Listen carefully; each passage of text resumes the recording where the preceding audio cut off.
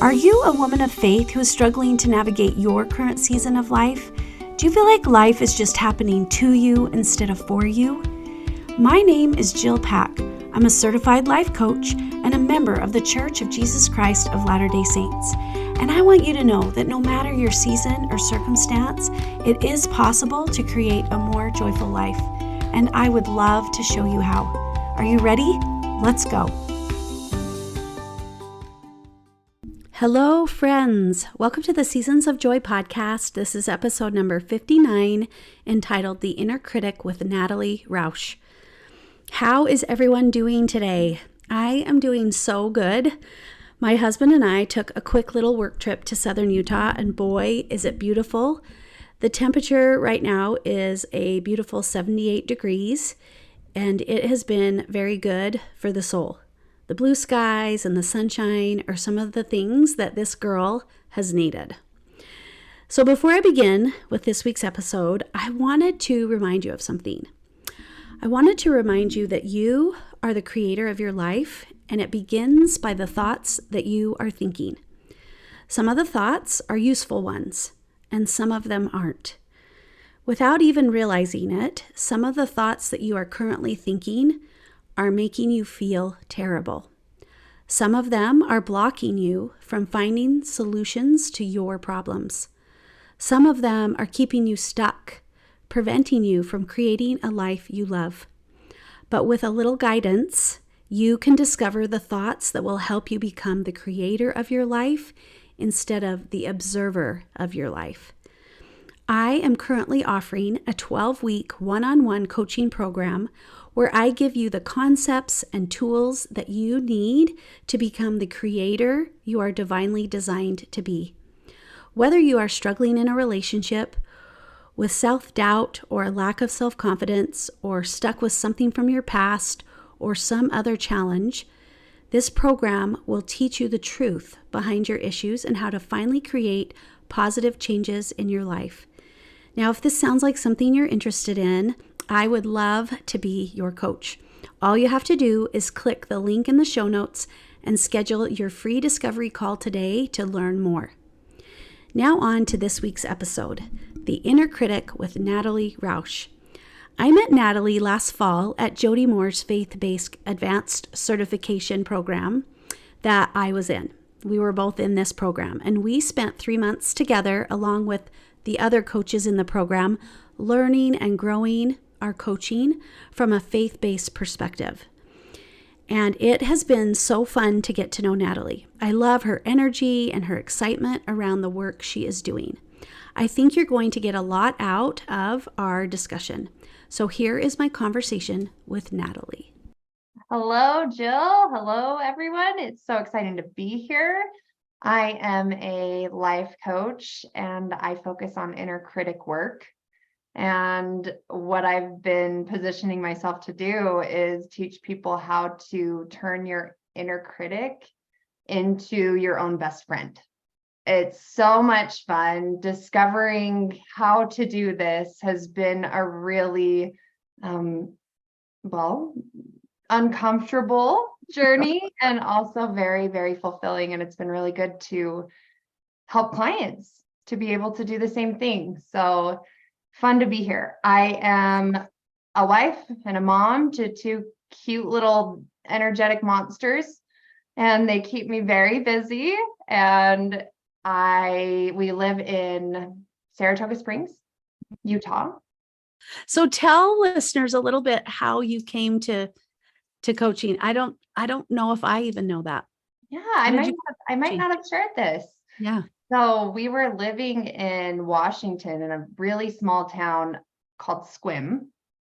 And it's a retirement town, super beautiful. It feels like Bigfoot probably really does live there.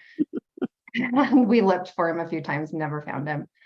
But we were living up there and it was really lonely. It was really hard. My husband was working a lot. And I just found myself at home with two tiny little kids thinking, what am I doing?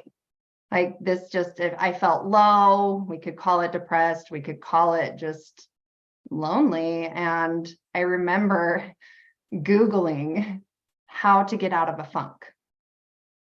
And the first thing that popped up was Brooke Castillo from the Life Coach School. I'm pretty sure her podcast episode was literally called How to Get Out of a Funk. So I obviously click on it and I start listening to this woman talk about these things that I had never heard in my life. It just broke my brain. It made it just explode all over the place. And I was lit up from that moment on. I was so excited, and excited wasn't something that I felt very often in my life for that period of time. I loved being a mom, loved being a wife. I had so many things that I was grateful for, yet I felt like something was missing.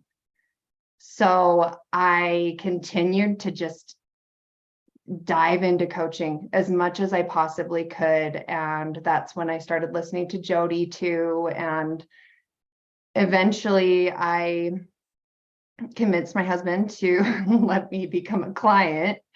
And I started to do all the work on myself. And the more I did it, the more lit up I was, the more I wanted to know about my desires and my dreams. And that wasn't something that I really had ever explored prior to that moment in Washington when I wanted to get out of a funk. So really, it's been this light bulb for me of coaching is just, it's almost like I found the truth and I had to lean into it.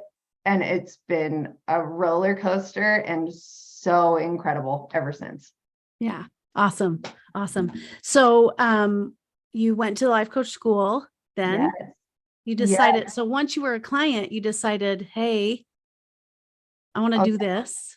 Yes. And initially, it was, well, I don't know why we need to go and do something that really isn't accredited. And, I had to wait a little bit of time before it was time for me to be able to make that investment. Mm-hmm. So it was in 2021 that I finally certified as a coach, but I had been eating this stuff up for 3 years prior to, so benefiting the entire time, and loved certification. I mean, it's been so good. Obviously went on to do Jody's advanced faith-based certification, and now I'm actually in the middle of my master coach certification. Yeah. And how's that going? Oh my gosh, I love it. I love it and I hate it. And it is like the thing that I've figured out, I'm sure other people have figured this out too, is this is the way to expose yourself to the most hyper self-awareness you could possibly gain.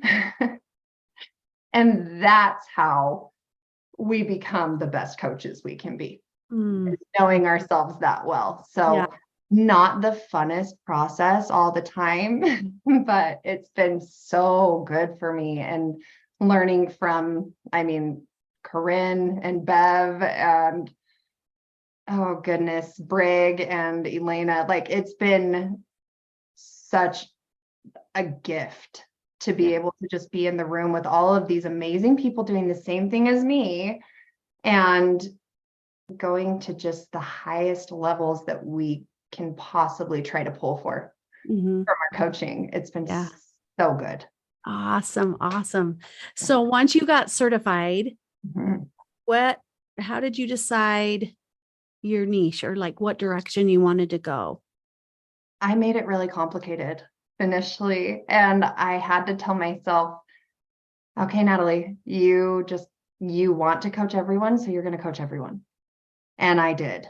I coached a whole lot of people, and the more I coached, the more I realized we're really coming back to the same things most of the time, which ends up being just this inner critic work. It ends up being how we're talking about ourselves, what we think about ourselves, what we're believing about ourselves, and how that's holding us back and keeping us stuck and limited.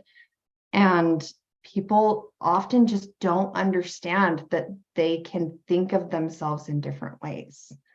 They don't get that they are not the sentences that they've believed about themselves for so long. And so I found myself constantly coaching on the same topics, even though it was with such a wide variety of people. I mean, women in their 60s, men in their 40s and 50s, teenagers, children, it didn't matter who. Like, we all have this underlying not enough inside of us, and we need to almost be given that permission to doubt that inner critic and actually answer when it says we're not enough.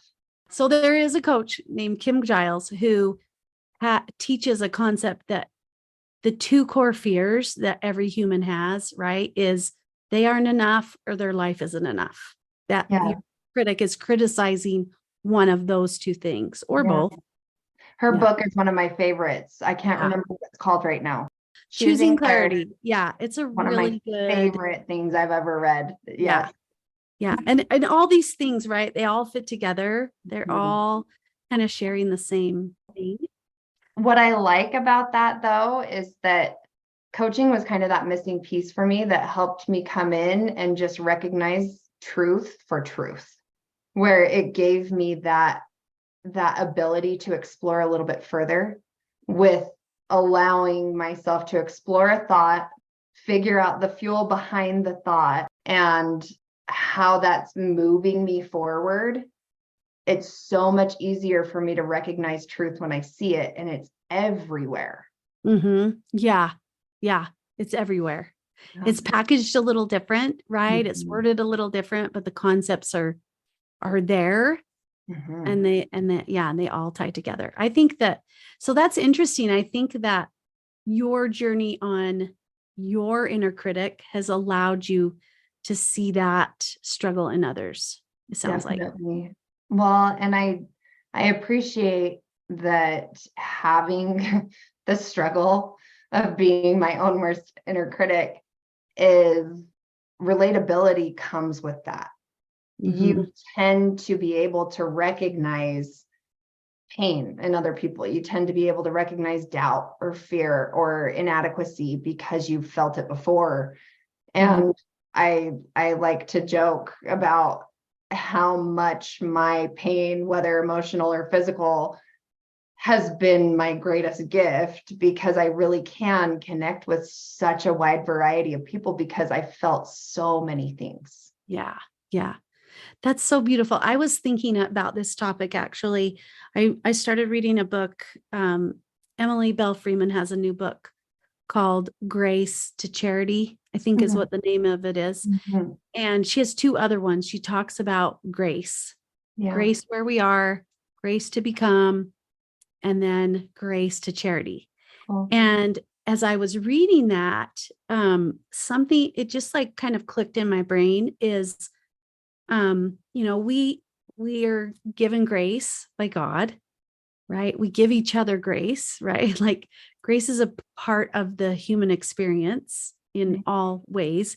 But as we go through these hard things and lean in and hold on to the grace of God and the grace of others, but we can use that to move into charity where we meet people where they are, right? God meets us where we are to help us become who we're meant to become, to reach our potential, to get past that inner critic. But on that journey there, we're going through these difficult things that allow us in turn to meet others where they are. And that's true charity. Oh, that's so Isn't that cool? It's so beautifully said. I love grace when you are feeling it, at least in my experience. When I've felt grace in my life, it's because I'm choosing to. And so making that choice, I love the massive just gifts that he always over delivers. It's like I accept grace. Okay, that's really a gift for me. But I get to be a part of this. Are you serious? Like, it's so cool to be able to experience just a little piece of what it might feel like to be like the Savior and be able to feel that love and that grace for other people. Yeah. Yeah. And I just thought I think that's why, when we get stuck in the opposition of life, the messiness of life, right? And I've said this a lot lately, like when we're in the middle of the opposition, which we were told we would have, we can feel like the plan isn't working. Mm-hmm. But that very thing pushes us to exercise agency, right? To choose grace. Yes. And would we reach for him? Would we reach for grace? Would we extend it to others if there wasn't opposition? I don't know how it would be possible. Yeah. Like the opposition is actually what makes life beautiful, as Mm-hmm. stinky as it is sometimes. I know.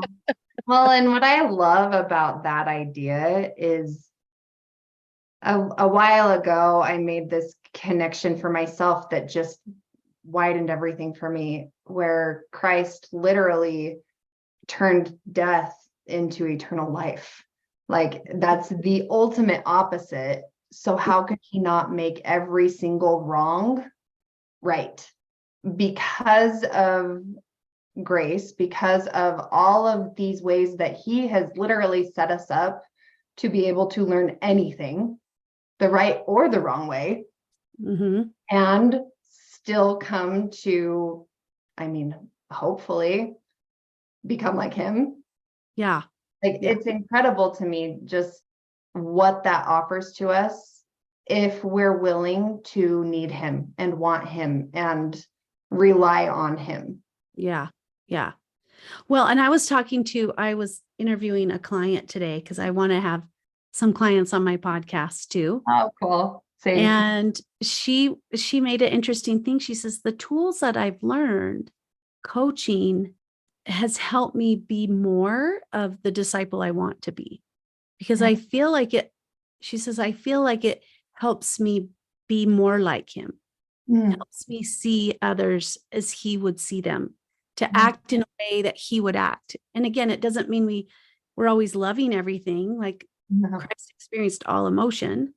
And so it isn't as much that as it's an intentional life. Well, I think that's exactly it. And when you're being intentional in coaching, one of the number one rules that comes to my mind is we don't judge. We don't judge ourselves. We don't judge other people. This is a safe space where we just get to learn. Yeah. That makes so much sense to me. And I love that she said that, because of course that's connected. Again, it's just truth. I love it.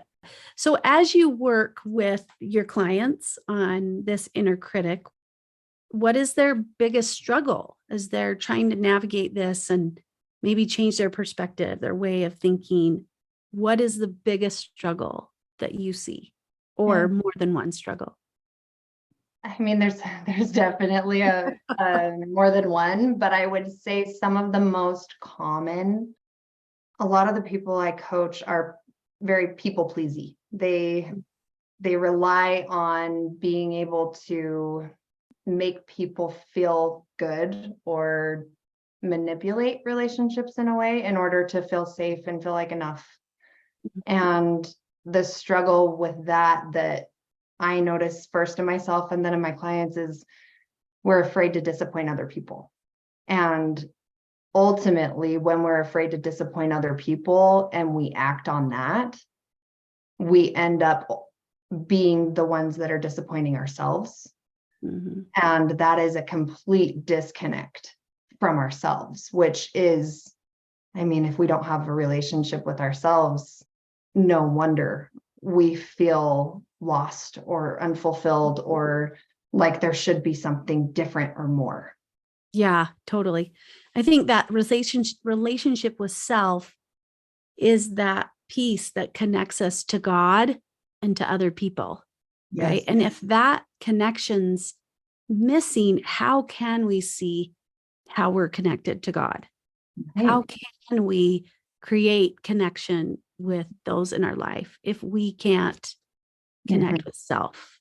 Well, and my favorite thing is when I get to connect coach talk with God because it clicks so well for me that when I'm connecting with myself, when I'm willing to listen to my inner voice and my desires, my wants, I start to understand that they're actually really good. They're good natured. They're full of love. They're full of light. But so many of us are so hesitant to even begin exploring what they are because we're so distracted by trying to please other people. And we're so focused on, I better not disappoint them. Mm-hmm. Yeah. And so Yeah. it's kind of this fakeness that maybe we don't even know we're being fake. Right. It's just our way of being. We've done it so long.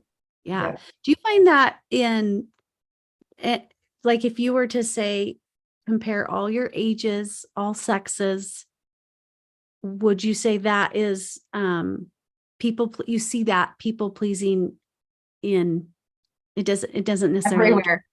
every Oh, it doesn't matter if they are 8 years old or, I mean, gosh, 77 mm-hmm. is my oldest client. Yeah, it doesn't matter. All of us come back to we care what other people think. Yeah. And I think the biggest project I've found myself working on for me, again, I have to do the work for me, otherwise I can't genuinely show up as the coach I want to be. A lot of us have this goal to let go of caring what other people think. I don't really think that's super possible past a certain level. I think we are literally created to care what each other think because that's part of connection. And I think connection is a very, very important and vital part of why we're here.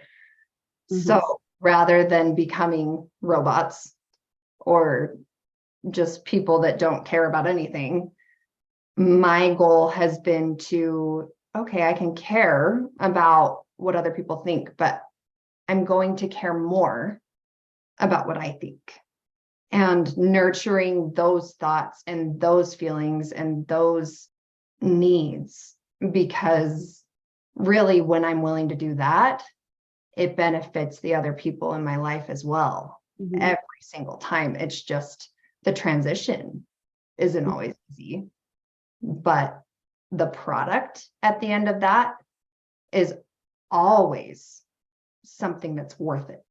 I love that. I love how you said that, how we can care what other people think, but we care more what we think. Because I think that is a struggle where, we do hear all the time, like, we shouldn't care what people think. It doesn't matter what people think. And I think that kind of, gives us permission again to like, yeah, you can care. And it's okay that you're maybe feel bad that they're sad. But the reason why you're making the choice you are is because you value something else a little more. Not, and I don't know if I'm articulating that in the best way, but it's it's perfect. Looking at like what's the best good for everyone in the situation.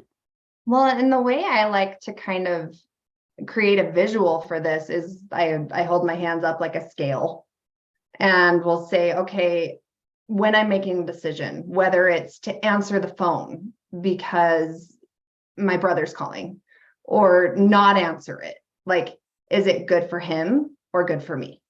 And every single choice we make, like, if it's not good for me, that's not the choice you make. And I realize that most of us believe that sounds really selfish. But the truth is, when you make decisions that are good for you, that are truly good for you, it ends up lifting other people in your life along with you. That's just the natural consequence. Mm-hmm. If I take care of me, that overflows into my ability to help other people, or even just they recognize it and they want it for them. So they start to mirror me. Well, you were saying that, I had this thought come to my mind where it's like, we want to tell the whole truth, mm-hmm. right? Like, so in that example of my brother's calling, is it good for me or is it good for him? Right? The honest truth would be, it's not good for me right now. I need to do this first, but I totally want to talk to him and I'm going to do it at this time. Right. And so it's like recognizing in that moment, you might choose something that works out best for you, but it's because you're being honest with yourself. You're not trying to manipulate another person. You're just managing you so that you can show up your best in the next moment. Absolutely. And that way you get to be honest and authentic and genuine in your relationship with yourself, because you've created that space for yourself, and you get to show up for your brother later when you're actually desiring to be there. It's a beautiful thing that I think most of us, it's almost like we haven't even explored the idea that that's an option. Mm-hmm. It's either now or never. Yeah. It's either I'm a good sister or I'm a bad sister. Right. Yeah. And it's like, I will no. answer. I have to answer because that's what a good sister would do. Right. Instead of, I'm going to answer, I'm going to call him back when I have the time to give him the time. Right. Really be present with him. Yes. And that's the whole goal. If we're really Yeah. thinking it through, like, gosh, if I'm taking care of me, that means I really want to be present because that feels good. I don't want to be thinking about all these other things I have to do while I'm connecting with my brother. So how would you help coach someone through where there's a, like, what's the difference in that and kind of the being self-centered? Like, how do you distinguish the difference of taking care of self versus self-centered? Or is there a difference? Or, like, I would love your thoughts on that. Honestly, I think it's the fuel behind it. I think the emotion that comes, it's almost like my brain goes to a podcast I listened to recently from Ed Milet and School of Greatness. I can't think of his name right now, but it's his idea. He's amazing. Yeah. It'll come. It'll come. But he talks about the difference, because he's studied greatness for such a long time, between success and greatness. And success to him is more selfish. It's more focused on what I can do and how people perceive me. It's more focused on image, reputation, and greatness is more of the contribution. It's more of, I learn and I work hard and I put myself out there so that I can fill the world with greatness, so that I can offer all of the things that I've been able to benefit from to anyone within earshot of me. And I loved the way that he put that, because what are we chasing? If we're chasing success, okay, why?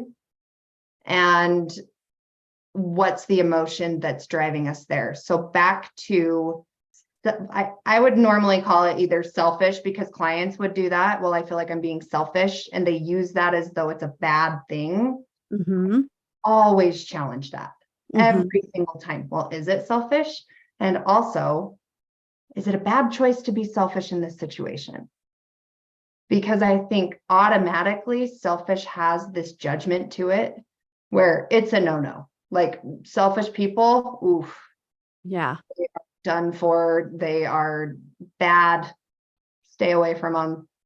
The way that I've evolved, the way I think about selfishness is almost backwards, where selfish means that I'm taking the time to nurture, take care of, hold space for myself, but it's all in an effort to be able to pour out into others. So yes, I think the fuel matters. What's your purpose in the selfishness, in the self-centeredness? And is that a purpose that kind of meshes together with your values? Yeah. I was going to say, does it align with who you want to be, what you want to put into the world, how you want to be in the world? I think another good way to explore it is, am I being indulgent? Am I trying to avoid an emotion? Let's say I want a cookie at 8 o'clock in the morning. But if you're me, you go out and you find the best cookies at like a cookie shop and you pay $4 for a cookie. It's not Right. you make your own cookies. We don't do that. So 8 o'clock in the morning, I want a cookie, but is that going to benefit me? Is it going to benefit my kids if I'm not going to let them have the cookie? Is it going to lead me into more of who I'm trying to become? Or is this me trying to like hide from my schedule for the day? And you know what? Some days the answer to that question might be the cookie is the perfect thing for me to do. Other days, well, if I already have a headache and I'm trying to hide from my schedule, it might be really, really helpful for me to be able to be more intentional with my self-centeredness. It's that hot topic of self-care that we hear a lot of. Yeah. So it's Well, like, and it's a lot of people's trigger word because yeah, we have differing opinions. I mean, yeah, different generations have different ideas, and like selfish, self-care, centered, yeah. everybody has their own perception of what that means. Some people, it is the wisest, most loving thing you could do. For other people, yeah, it's probably the opposite of that. Yeah. And moment to moment as well. Yeah. So good. So good. So is there anything else that you see as a stumbling block as people are navigating this work on their inner critic? So, kind of along with that, caring what other people think and allowing it to ultimately make us disappoint ourselves. I think there's the desire to do things perfectly. It's that inner perfectionist that wants to get everything right, be the good mom, the good wife, doing everything ourselves and making sure that we're doing enough. And I think I watch perfectionism sabotage people maybe more than anything else, where if you have that mindset and you're trying to get everything right all of the time, you're always falling short. And that's the focus. Perfectionism is disconnecting, Yes. right? It's disconnects again from ourself, from God, and from other people. Because if Mhm. we're always needing to be perfect, we really aren't ourselves. We're pretending, right? Or we're distancing ourselves because we aren't meeting some imaginary measuring stick, right? Of And so course. connection is what we're designed for. Yeah, perfectionism is poison to that Yes. connection. Well, and I appreciate you putting it boldly because, yeah, when we say it's poison, that the pretending behind perfectionism, it is a lie. And you can't connect on lies. Mhm. So even if I talk to so many clients where they've been married, 14, 18, 22 years, and they've never had a real connection with their spouse because they've never been willing to show up because it's scary. You don't know how they're going to respond when you say, hey, but I have needs and I didn't tell you.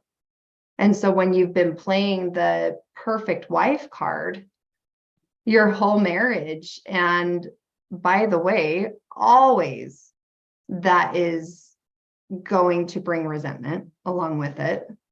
You're also never going to feel like enough. And it's completely disconnecting whether you are trying and your intentions are to connect, or you're being a little more selfish and you just want people to think something about you. True connection comes in the imperfection. Absolutely. That's the thing that like that's the white flag saying, hey, you're going to be understood here. I like to ask clients, like, who's someone you go to when you are a complete mess? And lots of times they'll say, oh, like a best friend or husband or a mom. And I'll ask, okay, is she perfect? Does she have anything she struggles with? And always the answer is, oh no, like definitely she struggles. And yeah, like she can be a mess, and you get to evolve. That the people you go to for support when you're feeling weak and inadequate and insufficient and all of that, they are never the people that appear perfect. I think you could even carry this over to the Savior who is perfect, right? Yes. He is perfect, but he descended below all so he could succor us. Mm-hmm. So even the perfect person had to go through the human experience to truly connect with us, yes, to truly support us, to truly lift us, right? And so I find that interesting too. Even this perfect person had to experience the imperfectness of the world in order to help us. Well, and isn't it cool that because he did that and he experienced all of it, he is the ultimate connector for all of us. He's the reason why we can all connect with each other and relate to each other, even though we don't all go through the same things. Like, because he felt all things, we have someone to relate to, and we're told we're going to be imperfect inevitably until the day that he causes our perfection, right? Yeah. But it's like, because he left that open to us, we can pull from each other all along the way and just be like, hey, I'm a mess. You're a mess. Oh, good. Like, let's be there for each other. There's a reason why it feels good to open up and tell someone that you're struggling. And I just love that he gave us that opportunity to be a mess, because the way I see it, it's only because of him that, even if I make a wrong choice, like, it's not a mistake. It's all part of his plan. He makes it the right choice if I choose him. Yeah, right. What we do with that, right? Yeah, what we do with that. But that's, it's part of why we're here. Mm-hmm. Ultimately, the opposition, the challenges, the imperfection lead us to him. Yes. At the end of the day, hopefully. That's. Oh yeah. I mean, we're all just going off of hope, right? But I think that's the other point, is that's why I like to choose to hope in it, is because I get to feel that hope right now. Mm-hmm. I'm all for it. If I'm wrong, okay. Yeah. That's okay. I totally hope. So I like that. Yeah. And how am I living my life because I feel that hope now? Exactly. Yeah. I totally agree. Mm-hmm. I've said that if I die and everything I believe is somehow not true, whatever, I've lived a really good life. Like, I think I could still be proud of myself, even if it's like nothing. Yeah. It's like, actually, I'm pretty pleased. So it's all fine. Yeah. Mm-hmm. So when you're working with clients, is there, and I just want to leave people with something, like we've told them, you've shared so many good things, but if there's one simple thing that they could take with them at the end of this podcast and go, I'm going to do this one thing today to help me move through this work of the inner critic. I think getting curious is huge. And kind of going back to what your client said, where coaching, it's so serving in a higher capacity, because it gives us kind of the framework to be able to get curious and let go of judgment, let go of the criticism that really every single one of us has.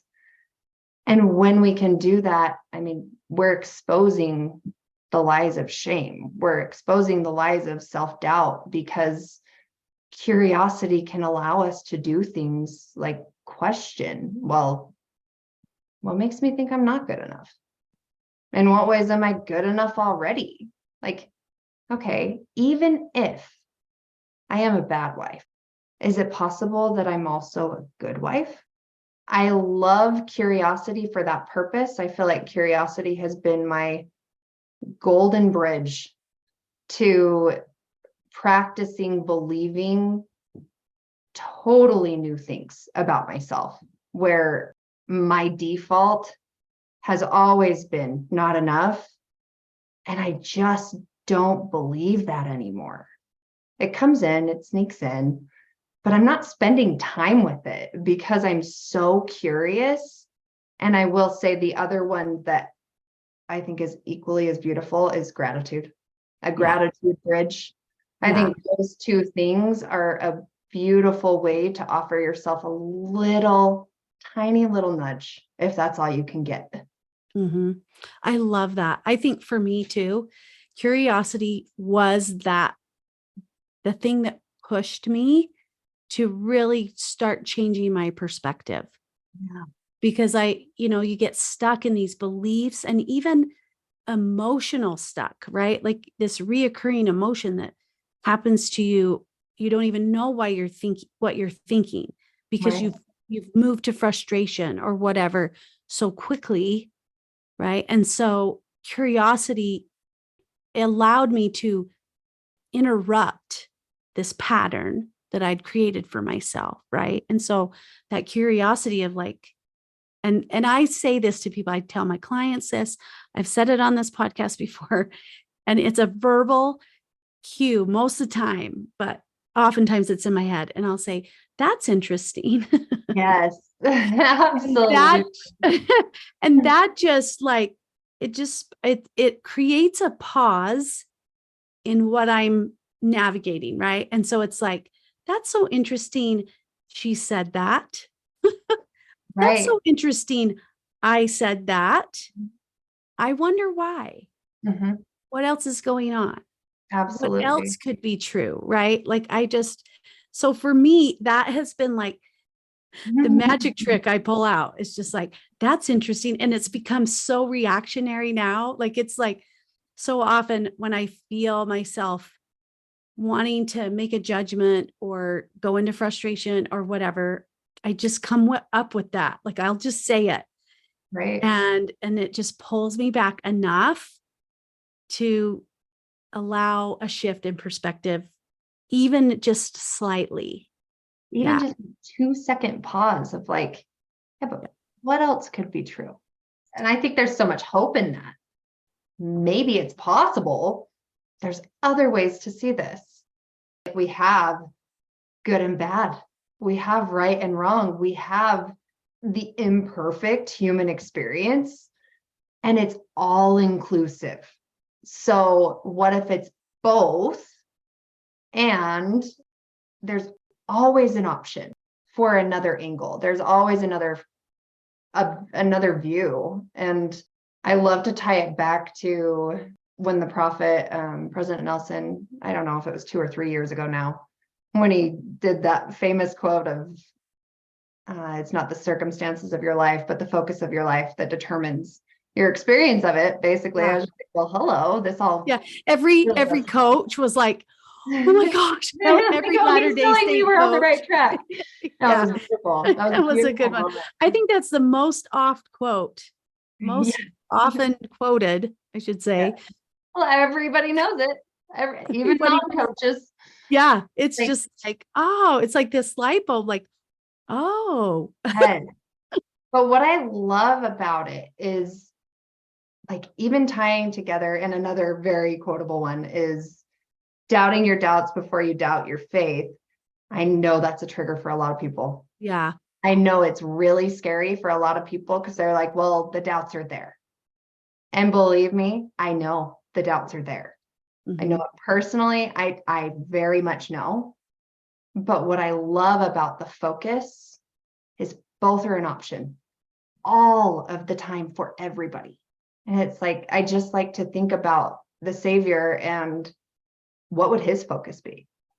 Would he be focused on the doubts? Would he be focused on our weaknesses? Would he be focused on just highlighting, hey, you totally messed this up. Why did you do that? Or would he choose another option? And I'm positive that there's always another angle. There's always another view. And it's up to us. We can choose anytime to allow that perspective into our lives too. Mm-hmm. I think that's such an empowering thing to leave people with is it's always a choice. Finding a perspective that feels just as true or more true is a choice. And I think to kind of connect with your second piece is gratitude is always a choice Yes. too, right? So speak a little bit more what you meant on the gratitude bridge. Oh, gratitude is like my easiest way when I am struggling the hardest, when I'm in that funk. Gratitude is the thing that can bring peace the fastest. It's the thing. And that's why, I mean, I think it's just a gift to us that it's a commandment to be grateful, because Yeah.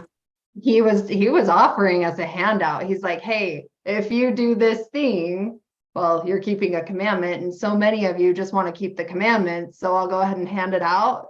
Like, if you really think about it, wow, what a gift.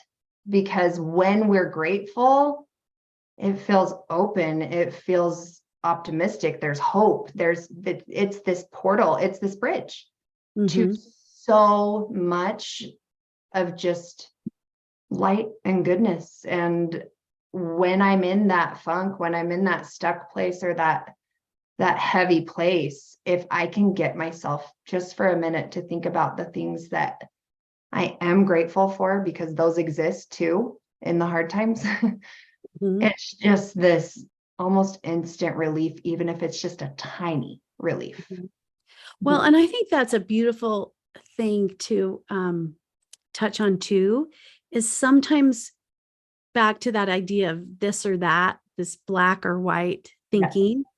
Yes. I saw this post today and he's a Christian pastor or something. And he was talking about how certain things can exist at the same time. Things that can coexist, faith and doubt, love and boundaries, confidence and humility, progress and obstacles, grief and joy, disagreement and kindness, conviction and curiosity.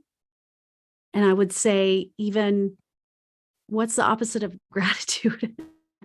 What can exist with gratitude? Maybe feeling sorry for yourself. What's that one? Yeah, pity. Yeah, there we go. Self-pity and gratitude can coexist. Yeah, right? Absolutely. Well, and I think I love that. And also, I think they all exist all of the time. They are always constantly existing. So I like to come back to like even people that go to church. Okay. There are going to be people that go to church that hate it.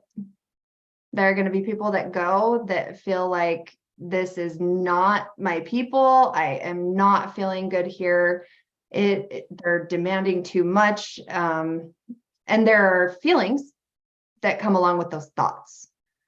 So they're going to be disconnected. They're going to feel unappreciated. They're going to feel all of these things, where in that same exact audience, there are people feeling gratitude. There are people thinking, this is exactly where I should be today. And all of the emotions in that room are an option. They're literally coming from a sentence that you're believing in this situation, and it's a choice. So yeah, it might be the right time to choose that sentence and that emotion. And you know what? It might be the right thing to think, this does not feel good. Why don't I feel good here?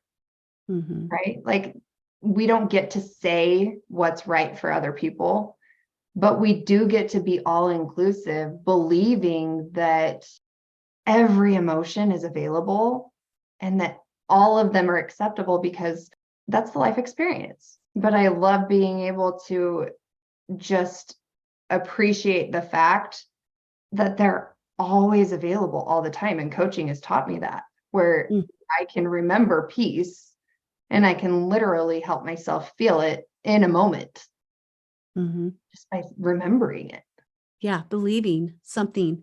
Well, and I think that it also ties into the idea of we don't have to be afraid of any of these. I think that is probably one thing I see is, people, I grew up believing emotion, you had to feel good. Through coaching, I've learned the power in understanding what the emotions we're choosing to feel are trying to teach us. Right. What do we need to pay attention? Again, it ties back to that curiosity. What do I need to be curious about? What do I need to consider in this moment, in this situation? And what can I learn from it? And not to be afraid of what it's telling me. Well, absolutely. And I love to connect it with our emotions are a gift, positive and negative, because of exactly what you're saying. Like, what does it have to teach me? And I like to think of emotions as so many of us are convinced that the negative emotions are bad and they're a problem and we need to get rid of them. And the truth is they are the solution when they are felt. And I think a lot of times we do not know what negative emotions feel like. Because we don't let ourselves, right? Yeah. And I think we can tie that even more to that inner critic, right? Because if we're in a place where we're criticizing ourselves, right, it often ties to a negative emotion that we may be experiencing, right? That's telling us, oh, I'm not good enough because I feel this thing. Exactly. So many of us are going to leave it right there. Yeah. Oh, I'm not good enough. I shouldn't feel this way. Like, no, it does not end there. Come on. Like, okay, but wait a second. Why shouldn't I feel this? Am I the exception to being human and feeling shame? Like, what if shame isn't a problem? What if shame being felt feels entirely different than shame being buried under self-judgment and doubt and fear and insecurity and all of these things? Like, what if shame being felt just feels like tight, hot, icky, red, sticky stuff in your chest? And it makes it hard to breathe for like 30 seconds. Then would you be willing to feel it? And get on the other side of it? Yes, because that is when you learn, first of all, who you are and what you're capable of. And second of all, that you can do anything. Because the worst thing that's going to happen is you're going to feel something uncomfortable. Yep. Right. And I think that is such even again, in this journey of that self-critic, right? When we can really be honest with ourselves and meet us where we are and allow ourselves to feel those things, we can do anything. Yes. Yeah. And create a life we love. Just maybe a last thought I would leave is when you're willing to learn anything, then every emotion becomes an option on the playing field. Yeah. It all becomes available. And when it's available and when it's an option and you don't reject it, you don't avoid it, you don't push it away, pretending that you shouldn't feel that because I should know better or I want to feel something different, when you're not entitled, then it is the answer to that next level of you that you're trying to get to. You just have to be willing to learn anything to get there. And if there's something you're not willing to learn, what is it? And why not? So good. There's that curiosity again. So good. We could talk all day. I know. It was so much. But we won't, but we could. So tell people how they can find you. So I have a website. It's natalieroushcoaching.com. You can see me over there. You can also book a free little mini session that I do. And I also have a podcast. It's called How's the View? And I talk all things coaching. I go into all of the little details of the topics I love to talk about all the time. And it's so much fun. And right now and Instagram. It's at Natalie Roush Coaching on Instagram, and I'm there every once in a while. I'm going to try to do a little bit more over there. So yeah. Awesome. Natalie, thank you so much. You shared so many good things. I know that people will leave this conversation with some good information and hope. Yeah. Thank you. It was such a pleasure to be here, and the more hope we can spread in the world, I'm in. So thanks for the opportunity.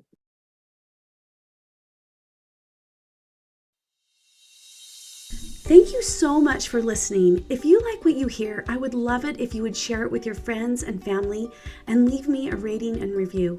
If you'd like to learn more about what life coaching is, please schedule a free discovery call with me where we can work together through something that's causing you a problem. Just go to my website, seasons-coaching.com, and you can also find information about my Seasons of Joy one-on-one coaching program and my Seasons of Joy community.